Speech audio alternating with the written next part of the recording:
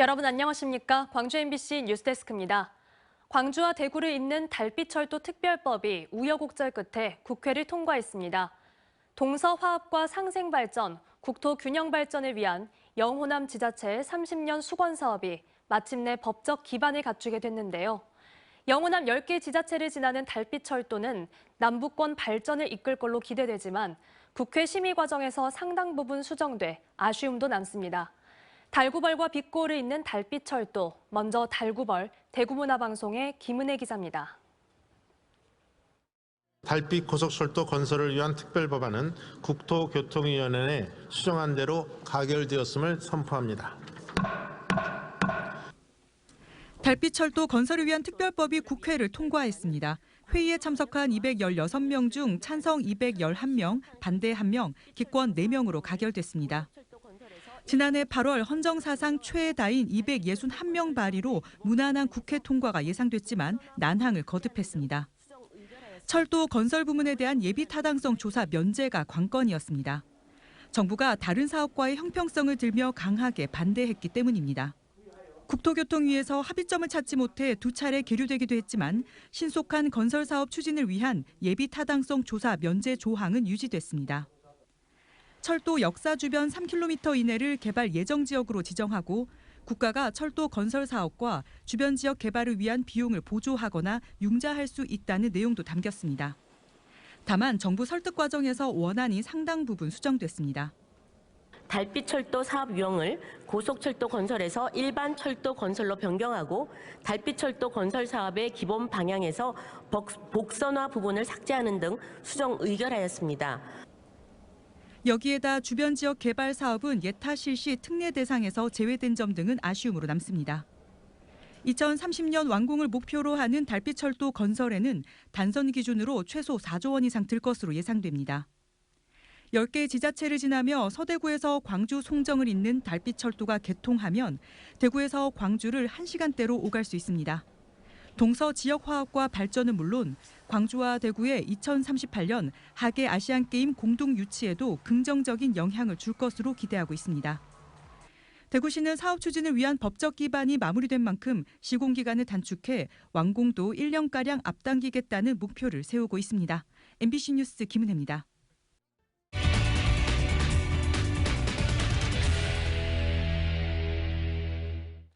달빛철도 특별법이 국회를 통과하면서 영호남의 상생과 화합은 물론 상당한 경제적 효과가 예상됩니다.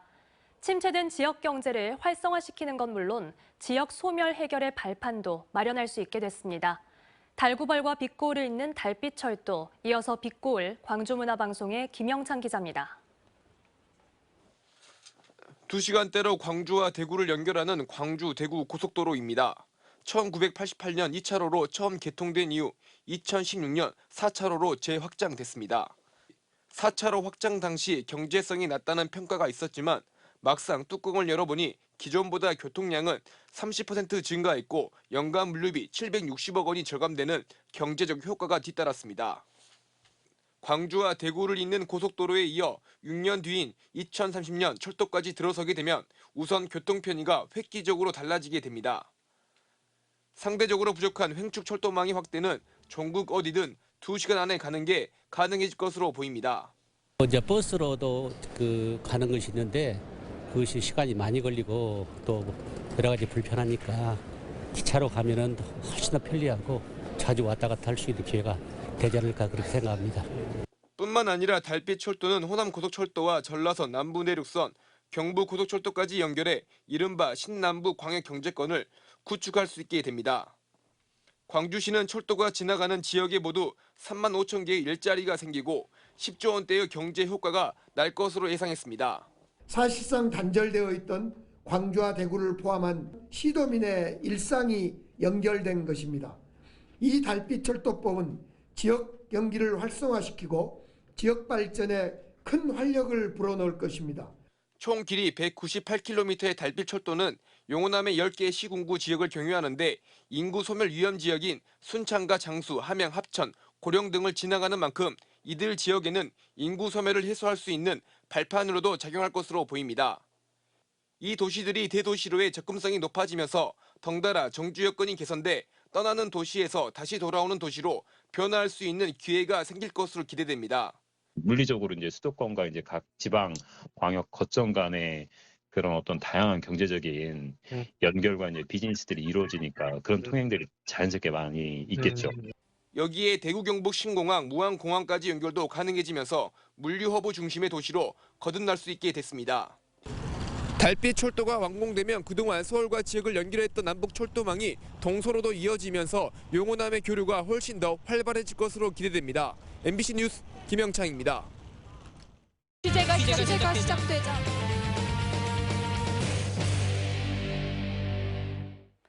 유동성 위기에 빠진 한국건설이 보증 사고를 회피하기 위해 공정률을 일부러 변경한 것 아니냐는 의혹 보도 이어갑니다. 보증 사고 여부를 판단하는 주택도시보증공사 허그는 사고 사업장임을 미리 알 수 없었다며 절차적 문제라고 해명했는데요. 하지만 보증공사가 지난해 말 이미 여러 차례 현장을 방문해 공사 진행도를 확인했던 사실이 취재 결과 확인됐습니다. 광주 MBC의 고발 보도 취재가 시작되자 임지은 기자가 취재했습니다. 이미 지난해 11월 보증사고 기준을 초과한 한국건설의 아파트 현장.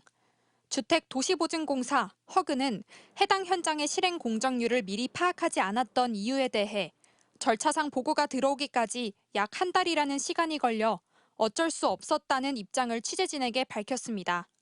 뒤늦게 알았기 때문에 사고 사업장에 해당했는지 몰랐다는 말인데 이 말은 사실이 아니었습니다. 실행 공정률과 예정 공정률의 차이가 한창 벌어지던 지난해 10월 31일, 허그 광주 전남 지사장이 직접 한국건설의 아파트 공사 현장을 찾은 사실이 확인됐기 때문입니다. 지사장이 해당 건설 현장을 찾은 것은 단순한 이유는 아니었던 것으로 보입니다. 지사장이 현장 오셨어요. 협에서도 이제 이 사유가 뭐냐 물어봤고 우리도 이제 이 사유를 설명해 드렸죠. 아 맞다. 변경이 맞겠다 해서 그때 바꾼 거고. 허그 광주 전남 지사장이 한국건설이 공정률을 변경하려 한다는 것을 이미 이때부터 알고 있었다는 증언은 사전에 전혀 몰랐다는 허그 측의 처음 해명과 배치됩니다. 이뿐만이 아닙니다. 지사장 방문 한 달 뒤인 지난해 11월 30일 허그 직원이 현장에 나와 공사 진척도를 파악한 사실도 확인됐습니다. 이 직원은 해당 현장이 공정부진 사업장으로 지정됐다며 10월의 예정 공정률과 실행 공정률의 차이를 비교했고 11월에 실행 공정률이 얼마로 나올지도 현장 감리에게 물어본 것으로 알려졌습니다. 허그에서 나왔다고 하는데 그때도 본인들끼리 얘기 다 하고 나서 이제 이번 달 공정률 얼마나 될 것 같냐 묻더라고요. 시공회사에서 계산하면 나올 거다. 그때도 그러고 말았죠. 허그 측이 해당 현장을 지난해 연말 최소 2번은 찾았다는 이야기인데 그러고 난 다음 한국건설은 지난해 12월 공정률을 변경한 뒤 구청의 승인을 받아냈고 결국 분양 보증 사고를 피할 수 있었습니다.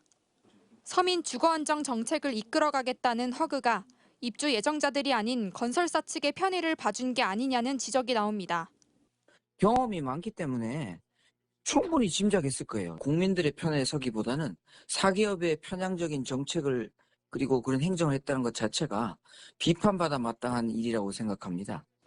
처음 취재진에게는 문서로만 통보받기에 전혀 알지 못했다는 허그는 취재가 시작되자 그제서야 지사장과 직원이 2차례 해당 현장을 방문한 사실을 인정했습니다. 그러나 부진 공정에 대한 만회 대책을 마련하라고 한국건설에 촉구했을 뿐 공정률 변경에 대해선 어떠한 의견도 표명하지 않았다고 해명하면서도 인터뷰는 거부했습니다. MBC 뉴스 임지은입니다. 광주시와 전남도가 공무원 등으로 구성된 회의체인 기금관리위원회를 통해 혁신도시 발전 기금을 운용할 거라는 소식 어제 전해드렸습니다. 용역 결과에 따라 별도의 재단을 세워 기금을 운용해야 했지만 비용 부담이 크다 보니 광주와 전남이 재단 설립에 부정적인 건데요. 이런 방향이 맞는지 의문이 제기됩니다. 김초롱 기자가 보도합니다. 광주와 전남도는 각각 공동혁신도시 관련 조례를 만들었습니다. 여기에는 나주시가 낸 발전기금을 기금관리위원회가 운용하는 내용이 담겼습니다. 문제는 위원들이 각 지자체 공무원이거나 시장, 도지사가 위촉한 인물이고 상정된 안건은 출석위원회 전원 합의가 필요하다는 점입니다. 또 인사이동이 있거나 최대 임기 2년이 끝나면 구성원이 바뀌는 것도 문제입니다. 광역, 도 단위의 이해관계를 넘어 신속한 협력이 가능한지 미지수인 겁니다. 공동으로 운영하는 혁신도시이기 때문에 하나의 재단을 설립하면 보다 큰 사업을 두 지역 간 발전을 위해서 쓸 수가 있습니다. 발전재단을 설립해서 광주 전남 상생에 대한 이해도와 일관성을 가지고 기금을 운용하자는 주장이 제기되는 이유입니다. 광주와 전남도 할 말은 있습니다. 바로 비용 부담입니다. 당장 이제 재단이라는 것은 수익성이 또 담보가 돼야 되는데 그 비용 부담이 만만치 않습니다. 재단 설립 부분에 대해서는 좀 추후에 논의하자고 했고. 이 때문에 혁신도시가 있는 지자체 9곳이 지난해 국토교통부를 찾아가기도 했습니다. 현재는 너무 이르다. 국토부에서 인건비라든가 운영비를 지원해 줄 경우에 그때 한번 필요성을 한번 고민해 보겠다는 입장입니다. 돈만 있으면 재단 설립을 긍정적으로 검토하겠다는 건데 재단 설립을 별도로 협의한다는 지난 2022년 협약 이후 한 걸음도 나아가지 못했습니다. 경제성 검토 용역조차 하지 않았습니다. 나주로 공공기관이 이전한 지 10년이 되었지만 여전히 정주 여건 개선이나 지역 균형 발전이 더딘 현실. 견인차 역할을 기대했던 발전재단 설립마저 알 수 없는 상황에서 공공기관 2차 이전에 충분히 대비하지 않는다면 지역의 미래는 더 불투명해질 것으로 예상됩니다. MBC 뉴스 김초롱입니다.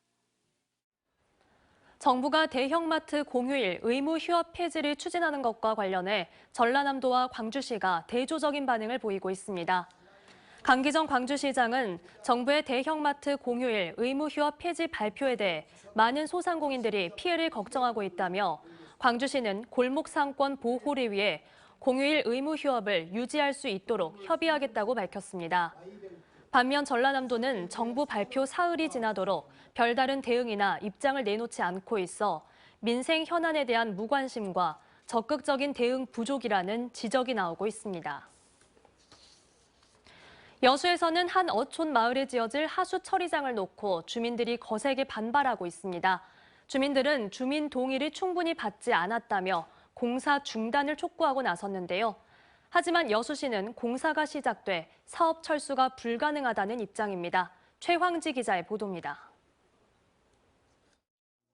여수 화양면의 한 어촌 마을에 위치한 폐교. 영하의 추운 날씨에도 불구하고 고령의 주민들이 학교 운동장에 줄줄이 앉아 있습니다. 공사 진행을 막아내기 위해서입니다. 조용한 어촌 마을이 시끄러워진 것은 지난해 12월. 마을 중심에 있던 폐교가 갑자기 철거되면서 주민들은 뒤늦게 하수 처리장 공사 사실을 알았습니다. 폐교 자리에 사랑방 같은 공공시설을 기대했던 주민들은 하수 처리장 공사가 웬 말이냐며 크게 반발하고 있습니다. 제 교실이 여태껏 여기 있었어요. 6학년 때 공부하던 교실이. 그래 그걸 뜯어봐서 엄청 서운했었고. 여수시는 지난 2016년부터 하수도의 체계적 관리를 위해 소규모 하수 처리 시설 설치 사업을 추진 중입니다. 관내 23곳 중 3곳은 입지 선정 과정에서 난항을 겪고 사업 자체가 무산됐습니다. 이곳 이목 하수 처리장의 경우 입지를 선정하는 과정에서 주민들의 의견을 충분히 수렴하지 않아 일부는 공사 사실도 모르고 있었습니다. 당초 주민 설명회가 잘못돼 있고 주민 동의를 한 적이 없습니다. 우리 이목 주민만 해도 100명이 넘는데 그 당시 때 마을 회관에는 한 20명 있었습니다. 여수시는 절차대로 진행했다는 입장입니다. 단 한 차례에 불과했지만 설명회를 열었고 당시 반대 의견이 없었다는 겁니다. 본 사업은 주민이 원해서 추진한 사업으로 위치는 마을 주민과 협의하고 의견을 들어 선정하였습니다. 주민 설명회와 기초 터파기 공사가 끝날 때까지 반대 의견은 없었습니다. 마을 주민들은 공사를 철수하라며 목소리를 높이고 있고 여수시는 공사 비용이 발생해 중단할 수 없다고 맞서고 있어 당분간 양측의 갈등이 해결되기는 쉽지 않아 보입니다. MBC 뉴스 최황지입니다.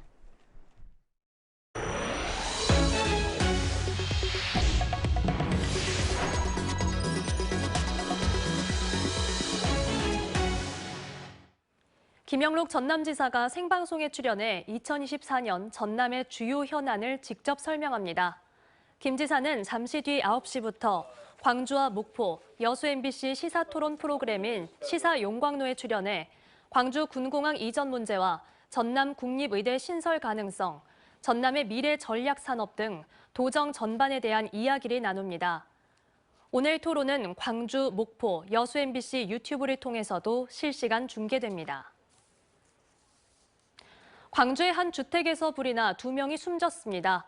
어제 오후 8시 30분쯤 광주 서구 쌍촌동의 2층짜리 주택에서 불이 나 81살 박모 씨가 숨졌고 80살 김모 씨가 병원으로 이송됐지만 10시간 만에 숨졌습니다. 경찰과 소방당국은 1층 방 안에서 불길이 시작된 것으로 보고 합동 감식을 벌이고 있습니다. 제44대 광주 전남 기자협회가 출범식을 갖고 본격적인 활동을 시작했습니다. 오늘 광주 문화재단 별관에서 열린 출범식에서 류성호 협회장은 기자들의 효능감과 권익 증진을 목표로 일선 취재 현장의 어려움을 해결하는 협회가 되겠다고 말했습니다. 또 제43대 기협이 저널리즘의 공익적 가치를 강화하기 위해 했던 다양한 활동을 계승하고 협회원들의 지혜를 모아 다양한 사업을 펼쳐나가겠다고 설명했습니다. 일본 전범기업 후지코시 공장에 강제 동원됐던 근로정신대 피해자들이 회사 측을 상대로 낸 소송에서 최종 승소했습니다. 언제 어디서나 내 손 안의 뉴스. 광주 MBC 뉴스 유튜브 구독으로 함께하세요.